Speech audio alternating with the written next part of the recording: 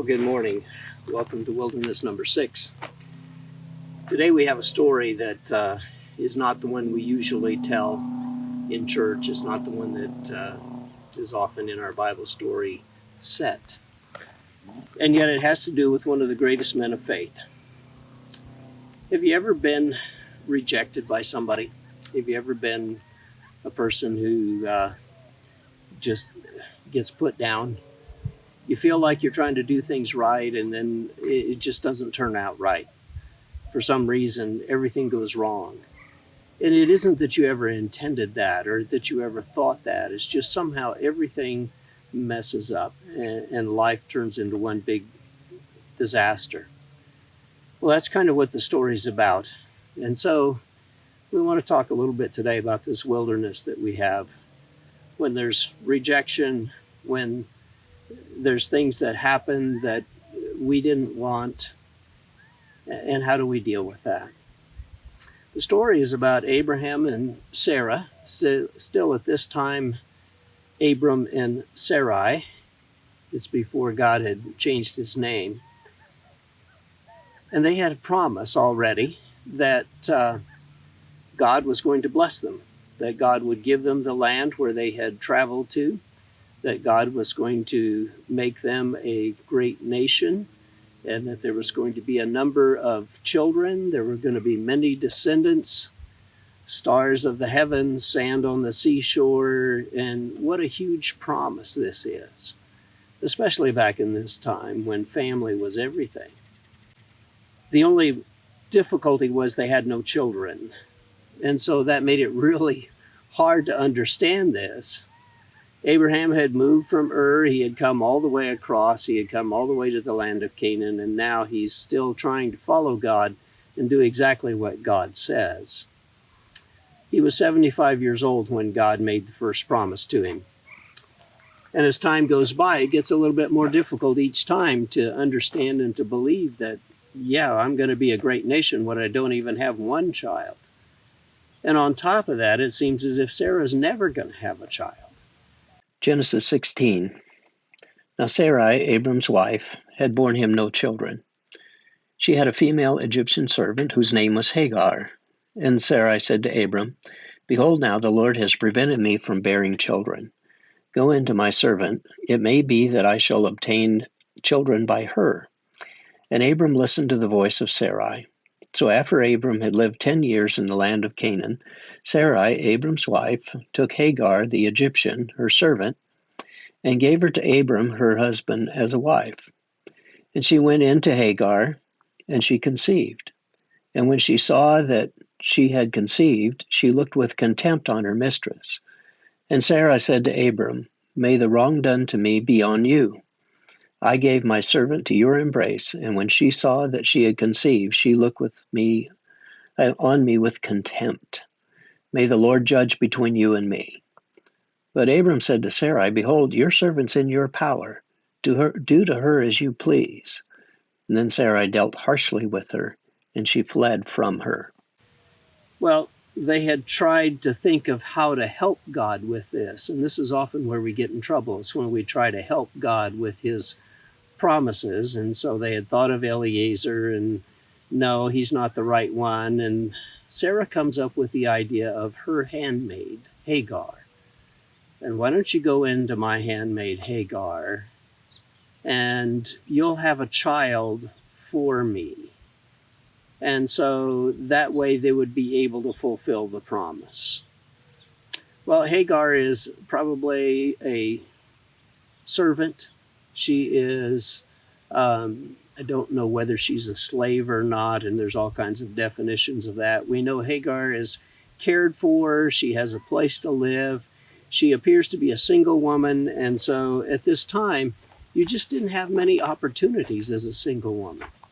She is an Egyptian. She is a servant or a handmaiden to Sarai, and she is there to do whatever her mistress wants. And so that's what happens this time, is Sarai comes up with this plan and says, why don't you do this? Well, it's not Abraham's plan, first of all, but he goes along with it, and sure enough, Hagar gets pregnant. and Hagar has a son.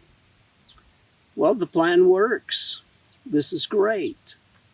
Don't you love it when things come together? Except for it doesn't always work.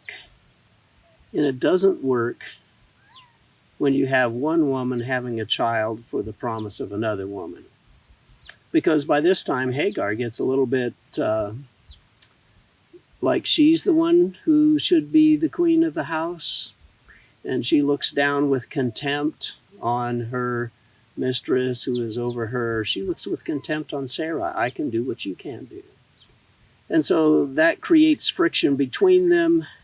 It causes Sarai not to treat her right. It says she treated her harshly.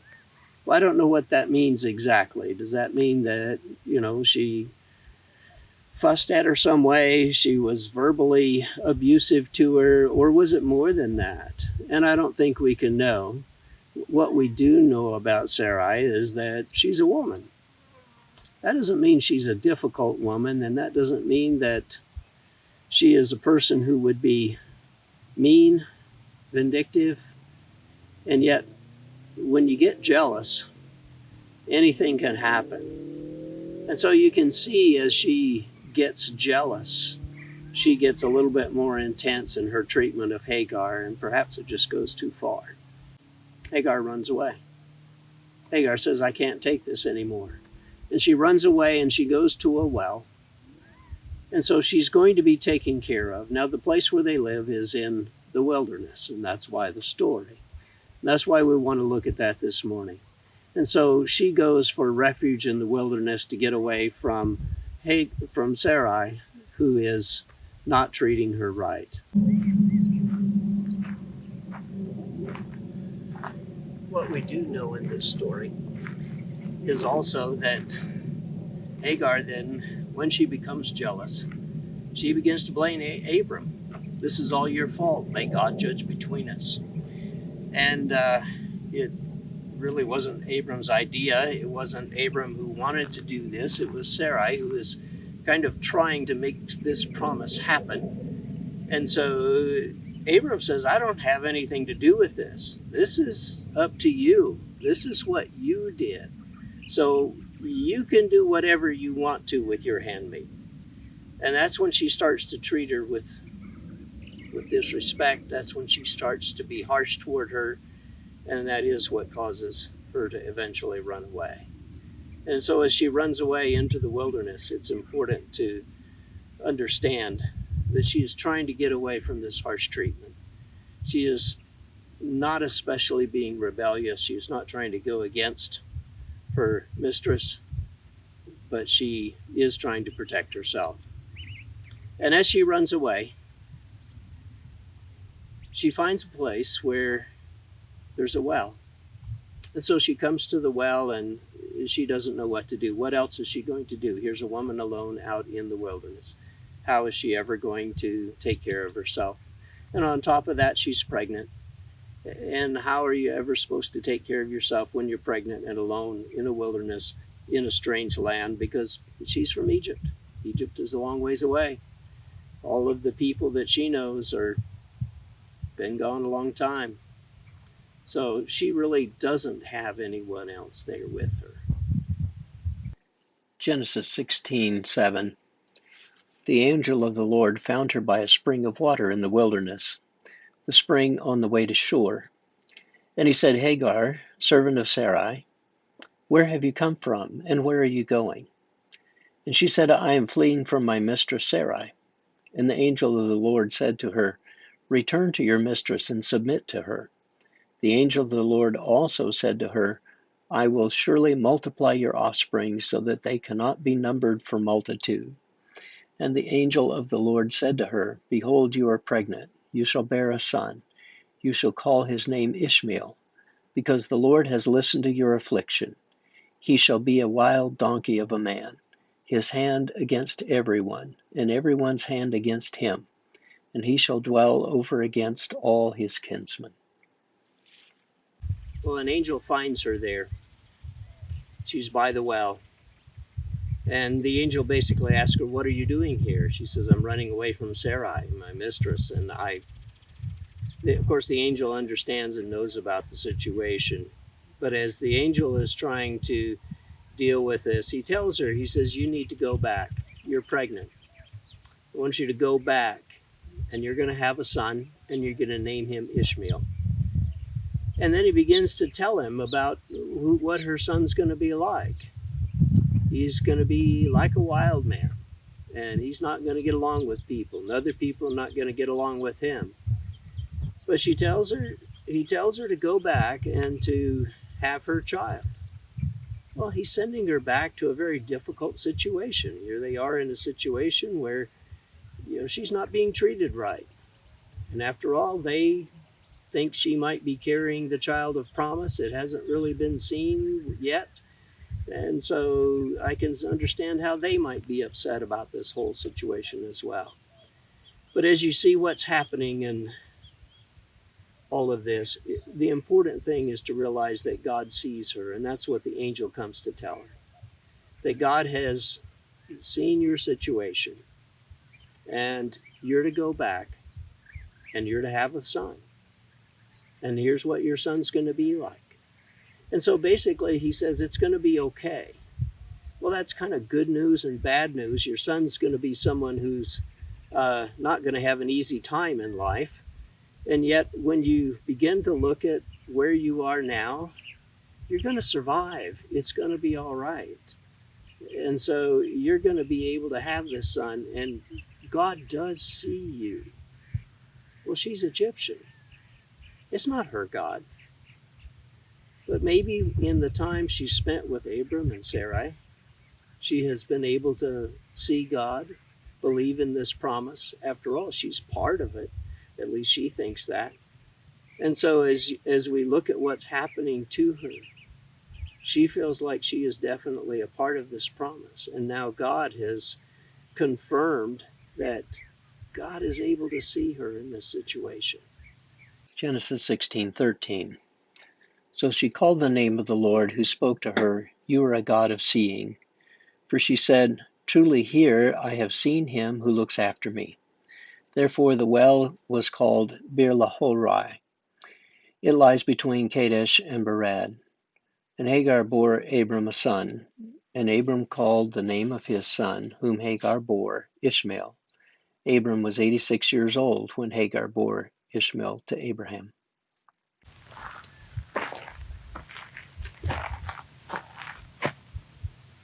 And so Hagar calls God the God who sees. And maybe it's her first encounter with God. She has been around people of faith, and they didn't maybe act like they should act. And that is what happens sometimes.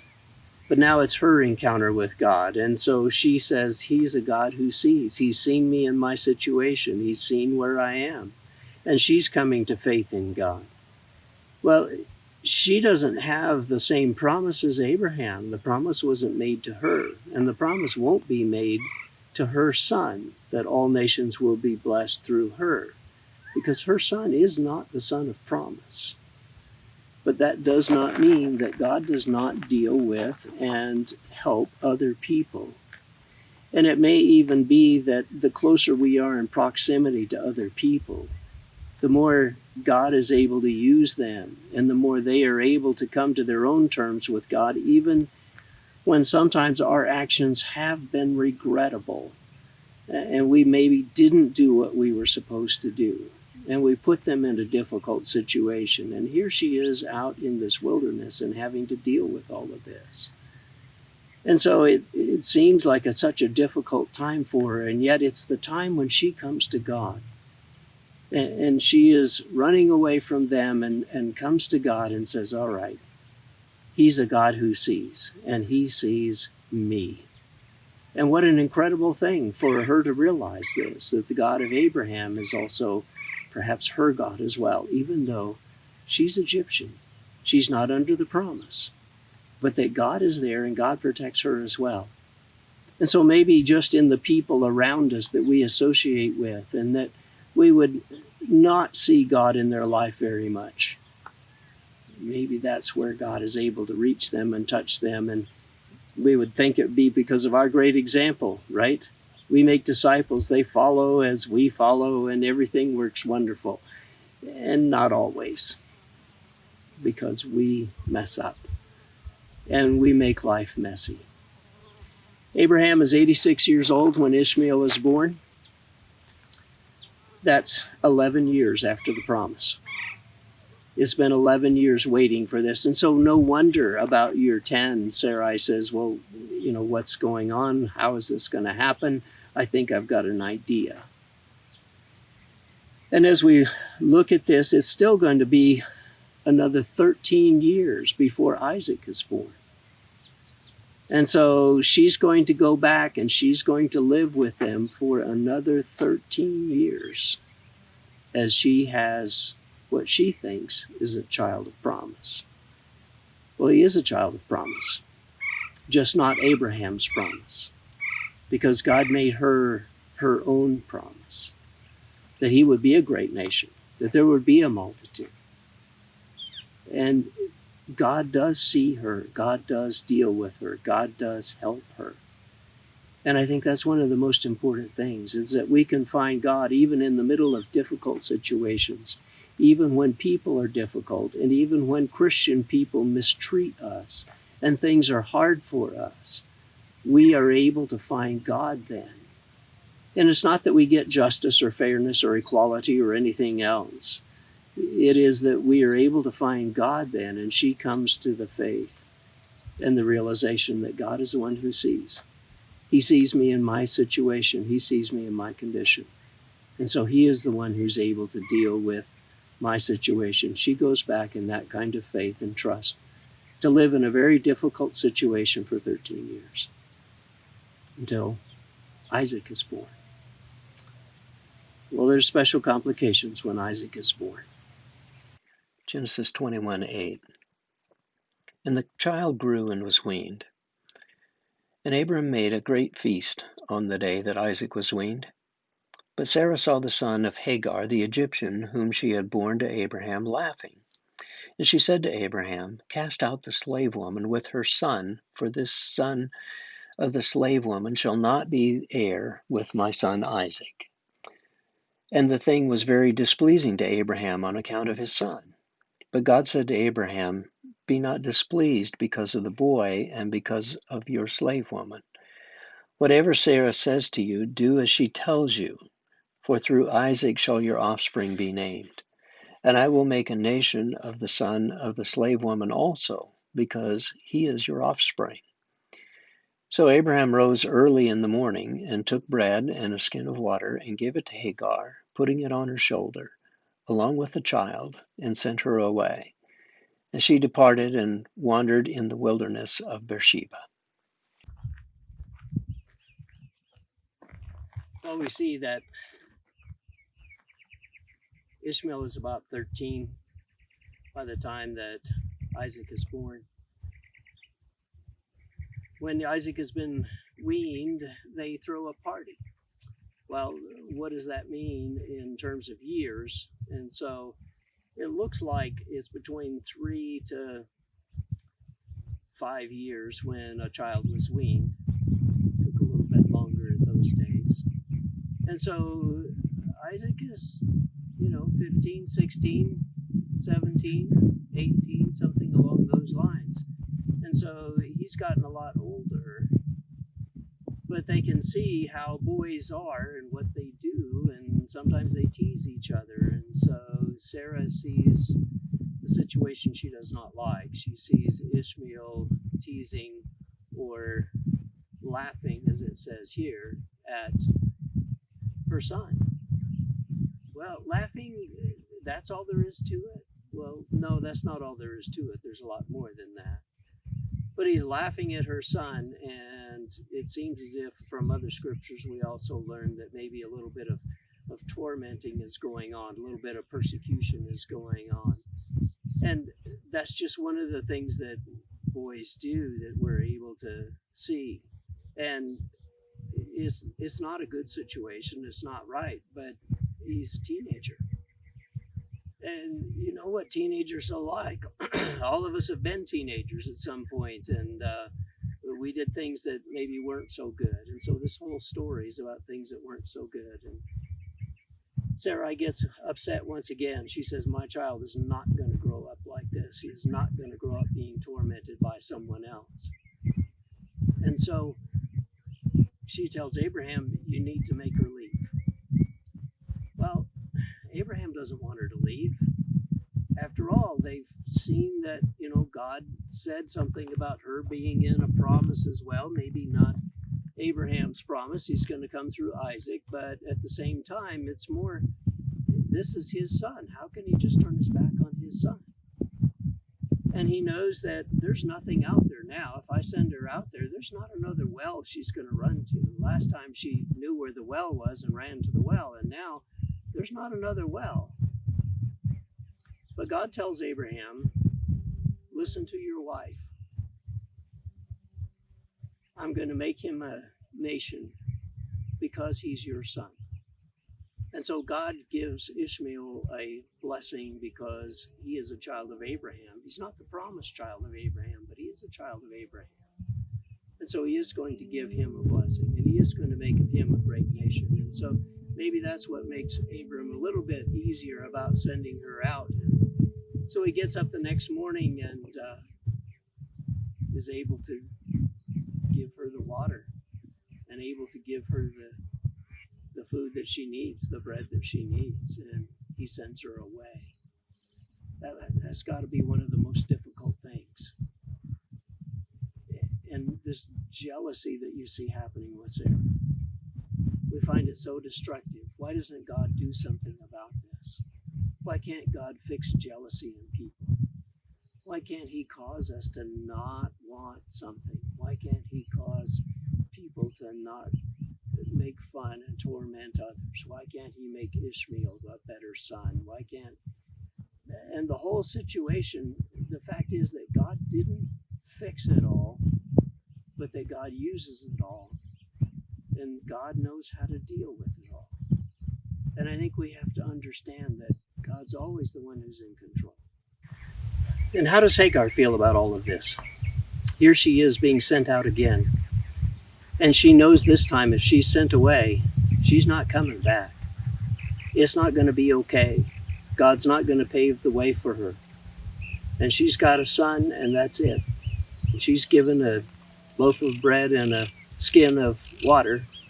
And where does she go? Well, she goes to the wilderness. And the good thing about the wilderness, it's the place where God sees. It's the place where you meet God. And so perhaps that's just where she goes. She goes to this wilderness, this desert area, and it is not really hospitable. Ours is very, very green, and you can see green even though this is one of the high times in the summer, and we've got to come out early just in order to do this so equipment doesn't seize up, because by later in the day it's going to be really, really hot, and the equipment doesn't even function out here in those times. And how could she function in those times? And it's just amazing to watch this story unfold. Genesis 21:15. When the water of the skin was gone, she put the child under one of the bushes. And when she went and sat down opposite him a good way off, about the distance of a bow shot, for she said, let me not look on the death of the child. And as she sat opposite him, she lifted up her voice and wept. And God heard the voice of the boy. And the angel of God called to Hagar from heaven and said to her, what troubles you, Hagar? Fear not, for God has heard the voice of the boy where he is. Up, lift up the boy, and hold him fast with your hand, for I will make him into a great nation. Then God opened her eyes, and she saw a well of water. And she went and filled the skin of the water and gave the boy a drink. And God was with the boy, and he grew up, and he lived in the wilderness, and he became an expert with the bow. He lived in the wilderness of Paran, and his mother took a wife for him from the land of Egypt.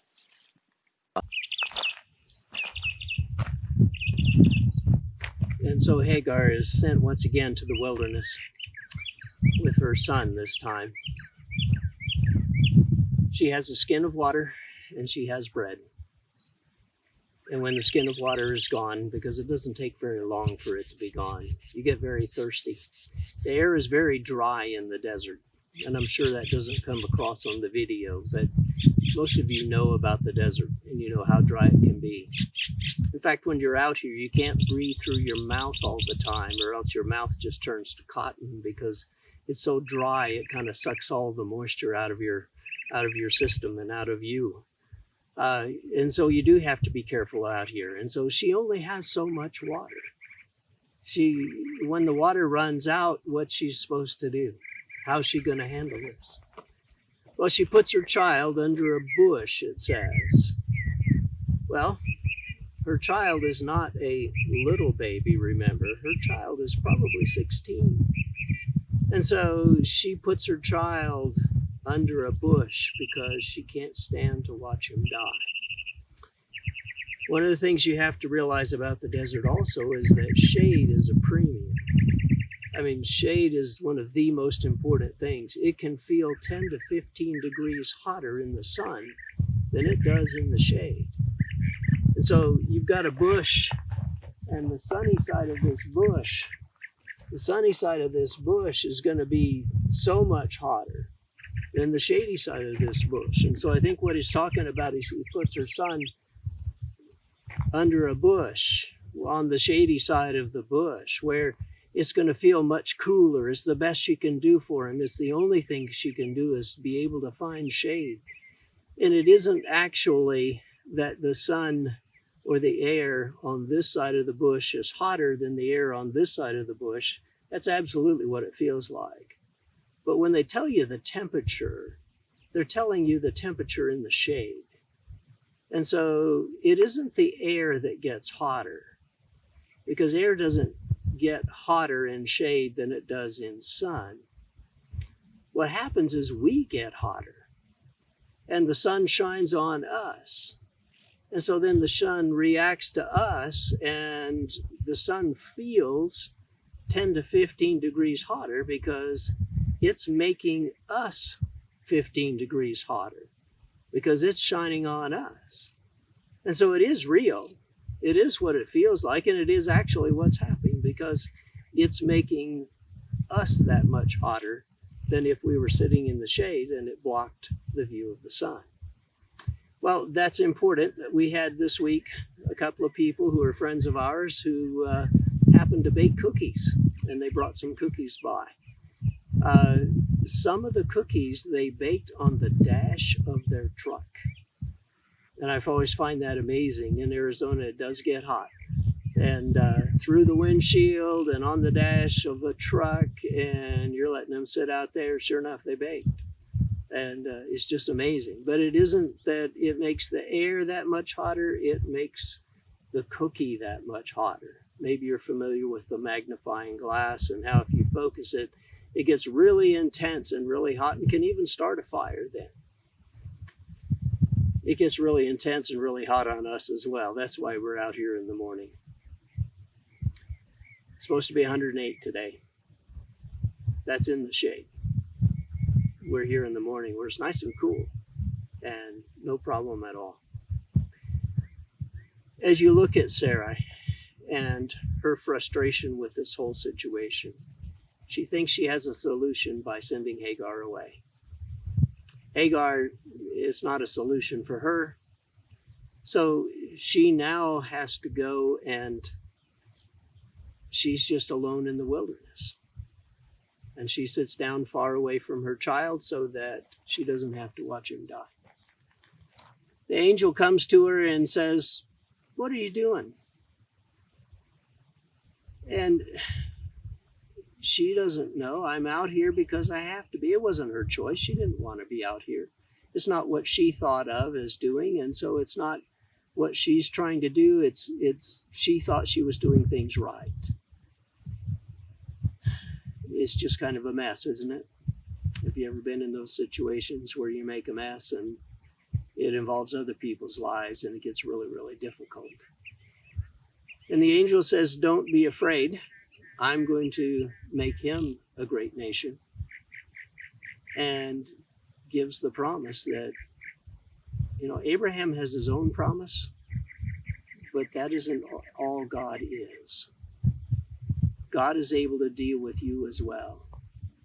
Because she had believed before, God is a God who sees, and now she recognizes the angel as he comes once again, and God is a God who sees, and he sees her. And the angel said, I've heard the cry of your boy. Okay, didn't he hear her cry? Because she was crying over what's going to happen. But he says, I've heard the cry of your boy. Maybe he's saying the prayer of your boy or the cry of distress of your boy, and God is going to rescue him.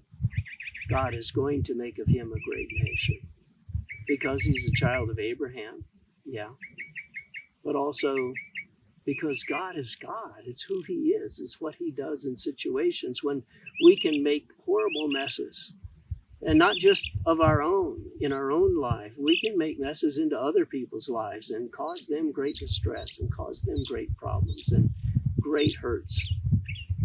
And it's one of the things that we may regret the most, is all of the things that we've said or done, or something that happened and we wish we would have handled it differently. But God is always there in those situations as well. And God is able to deal with it, and God's able to handle it. And so we see in this situation, he gives her the promise, and he gives her the sight to be able to see a well. Here's a well. And she's able to go and take the skin and fill it with water and take it to her son, and they're saved. God is able to save in the wilderness. And so while the wilderness may seem like a difficult place to live, a difficult time to deal with things, and we mess it up so much more, God sees in the wilderness, and God sees us, and God sees the mess we're in, and he may not fix the mess we're in, but God does see us. And he's able to rescue us, and he's able to make promises and make blessings. He's not going to take away somebody else's and give it to you. But understand, God may deal with you according to your faith. And he may allow those things to happen to you. And we can know that God is there and know that God does take care of us in those situations. And so while we may see everything as being a mess and horrible and life is essentially over, that we've given up, God doesn't see it that way. And maybe it's just he needs to give us sight to be able to see the relief, to be able to see where the water is, to be able to see the difficulty. And God is always able to rescue. And so we find ourselves in messes sometimes. And we thought we were trying to do right, and we thought we were trying to do good, and it just doesn't work that way. We thought we were being loving and caring, and it doesn't work that way. And sometimes we get jealous and we get mean. And sometimes we have to deal with people. And while we had the best intentions of everything, it turns out bad. And so what happens then? How do we deal with those things? Well, why didn't God just prevent it? Why didn't just God say, no, this is not going to happen? If Sarai doesn't get pregnant, then let's not let Hagar get pregnant either. And just solve it that way. You're going to have to wait, Abraham. You can't rush this. You're not going to be able to fix it. You just have to wait for me. But God doesn't do that, does he? Are you one of those people that's had a mess in your life? Maybe you've gotten past it. Maybe you haven't gotten past it. Maybe you still remember some of the mistakes that you made.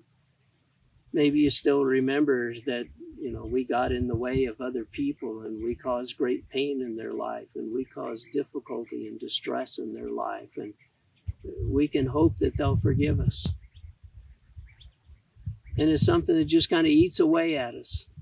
And it becomes so difficult for us to deal with. And we all have regrets and rejection that we feel from others. At the same time, we may have done that to other people and given some reason for regret and other people to feel rejection. But what's the answer? How does this story help us in all of these situations? Well, I think the one thing in this story is that God sees in the wilderness. And it's not up to us to fix everything. And it's certainly not up to God to fix what we've made a mess of. And yet at the same time, God is able to bless at the right time. He doesn't take away the wilderness. He doesn't take away the fact that Hagar is sent out. He doesn't take away the injustice that's done to her. He also doesn't support the injustice that's done to her and say, yeah, this was terrible and awful and he never should have done this. Of course he never should have done this. That's not a question. And yet at the same time, he doesn't defend Abraham. He doesn't condemn Abraham. He just deals with where Hagar is. And he says, your child is going to be a child of promise. And so maybe the takeaway we get from this is we may have made a terrible mess in our life. And at some point been this horrible person, and we still have regrets and we still think back about it. But I want you to know God's able to bless all of it. We're able to get through it. And even if it seems like it's still wilderness, he's able to take the people of faith who are in that situation if they will just believe in him. And he's able to bless. And he's able to do great things. It's not going to be easy for Ishmael. He's going to have a difficult time. He already started out with a difficult time, and some of it his fault. Yeah, shouldn't have been teasing Isaac. Shouldn't have been, one place calls it persecuting Isaac. As you look in Galatians 4, it's another part of the story. And so you see that difficult decisions get made all the way through. But God is a God who sees. He's able to deal with it. He's able to bless. And in some of the harshest times in our life, when we feel like things are awful, it's not about fixing the injustice. It's about seeing God and realizing God sees us. And that's what's most important. This life is not going to be fair. It's not going to be just. It's not going to be the place that we want to be. And maybe that's a good thing. This life is a wilderness. And rejection and regret form a wilderness around us a lot of times. But there is a better place coming. A place where God has been able to give grace and where we are able to forgive and we are able to get past it all. And we are able to say we're all in the blessing of God. And that seems to make all the difference. When you think about sin and you think about forgiveness and you think about all the things that goes on, it can be difficult. The jealousy can be very hard to get past. And yet, when we see the grace of God being given to every single person around us, maybe that helps us realize how God deals with things. Because he is a God of grace. And he is a God who takes care of people when they believe. The other thing I want you to realize is that even though we may have not dealt with things right, even though we may have sinned and done it wrong and said the wrong thing and had the wrong action and done something that they may never forgive us for, or they at least may never get over. They may forgive us. We got to realize that God's able to help and that God's able to deal with that. And that we look forward. We don't just look back at all the sin. That's Satan's perfect trick, isn't it? Why don't I make you feel guilty about everything you've ever done in your life? No. Why don't you let the angel say to you, why are you out here? What is it you're afraid of? Don't you know we have a God who blesses? Don't you know we have a God who sees your situation? And let's just rejoice in the situation we have and not worry about the rest of it. When we can find the grace of God and when we can find where God meets us in the wilderness, and we are able to have his grace and his mercy. And by the time we all get to heaven, it's going to be a place of grace and mercy. And the rest of it, it just needs to all fade away. It isn't dealt with. God doesn't fix it. But it all fades away. This is a story about how God sees in the wilderness.